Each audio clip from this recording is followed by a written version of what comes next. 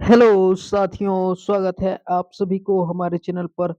तो साथियों, आज की क्लास में हम क्लास 12th हिस्ट्री यानी कि इतिहास का जो है एक इम्पोर्टेंट क्वेश्चन को हल करेंगे। तो देखिए, आज का क्वेश्चन है कार्बन 14 विधि से आप क्या समझते हैं। ये क्वेश्चन देखिए काफी इम्पोर्टेंट क्वेश्चन है। कई बार एग्जाम में क्वेश्चन पूछा गया क्वेश्चन है कि कार्बन 14 विधि से आप क्या समझते हैं। तो देखिए, इस क्वेश्चन से संबंधित, देखिए इस टॉपिक से संबंधित सब्जेक्टिव और ऑब्जेक्टिव दोनों टाइप के क्वेश्चन देखिए पूछा जाता है। अगर शॉर्ट क्वेश्चन पूछे 2 मार्क्स में, अगर क्वेश्चन पूछ लिया जाए 2 मार्क्स में, अगर क्वेश्चन पूछ लिया जाएगा कि कार्बन 14 विधि से आप क्या समझते हैं, तो आप लिखिएगा देखिए कार्बन 14 विधि। तो देखिए, तिथि निर्धारण की वैज्ञानिक विधि को कार्बन 14 विधि कहा जाता है। तो शॉर्ट क्वेश्चन पूछेगा तो लिखिएगा तिथि निर्धारण की वैज्ञानिक विधि को कार्बन 14 विधि कहा जाता है। देखिए, जिस पदार्थ में कार्बन 14 की मात्रा जितनी कम होती है वह उतना ही प्राचीन मानी जाती है। प्राचीन मतलब क्या? वह उतना ही पुराना माना जाता है, ठीक है? तो कार्बन 14 की विधि के बारे में याद रखिएगा। तिथि निर्धारण की वैज्ञानिक विधि को कार्बन 14 विधि कहा जाता है।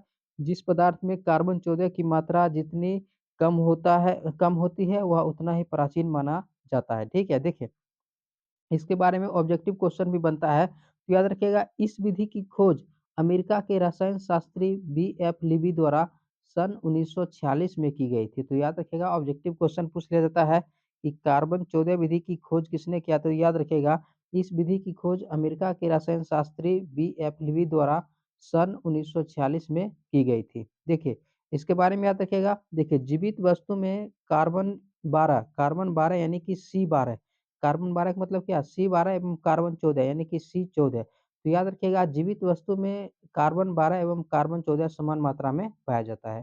तो जीवित वस्तु में याद रखिएगा आप कार्बन 12 एवं कार्बन 14 समान मात्रा में पाया जाता है। तो ऑब्जेक्टिव के लिए याद रखिएगा। देखिए, लेकिन मृत्यु अथवा विनाश की अवस्था में अगर जीव की मृत्यु हो जाती है, विनाश की अवस्था में क्या होती है?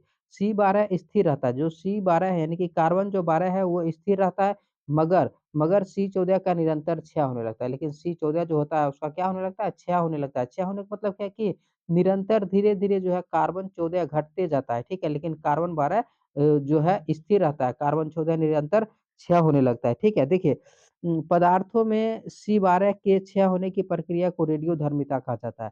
तो ऑब्जेक्टिव क्वेश्चन पूछ लिया जाता है कि पदार्थों में C12 के क्षय होने की प्रक्रिया को क्या कहा जाता है? तो याद रखिएगा कि पदार्थों में C12 के क्षय होने की प्रक्रिया को रेडियोधर्मिता कहा जाता है। देखिए देखिए कार्बन 14 का अर्ध आयुकाल, ऑब्जेक्टिव क्वेश्चन पूछ लिया जाता है कि कार्बन 14 का अर्ध आयु कितना होता है? तो याद रखिएगा कार्बन 14 का अर्ध आयु काल देखिए 5568 प्लस माइनस 30 वर्ष होता है। तो याद रखिएगा कार्बन जो है 14 का अर्ध आयु काल जो है 5568 प्लस माइनस 30 वर्ष होता है, ठीक है? देखिए, अर्थात इतने वर्षों में उस पदार्थ की C14 की मात्रा आधी रह जाती है और इतने वर्षों में क्या हो जाती है? कार्बन 12 स्थिर रहती है और इतने इतने वर्षों में कार्बन 14 की मात्रा क्या हो जाती है? आधी रह जाती है, जो वस्तु मृत वस्तु होते हैं, ठीक है? तो कार्बन 14 के बारे में आप लोग को इतना ही बात याद रखिएगा, ठीक है? बहुत इम्पोर्टेंट क्वेश्चन है, ठीक है? तो वीडियो पसंद आए तो वीडियो को लाइक कीजिए, शेयर कीजिए। इसी तरह टॉपिक वाइज़ जो है हिस्ट्री को जो है क्लास 12th हिस्ट्री को जो है टॉपिक वाइज़ इम्पोर्टेंट क्वेश्चन को पढ़ने के लिए हमारे चैनल को वीडियो को लाइक कीजिए और चैनल को सब्सक्राइब कीजिए। मिलते हैं नेक्स्ट वीडियो में। धन्यवाद।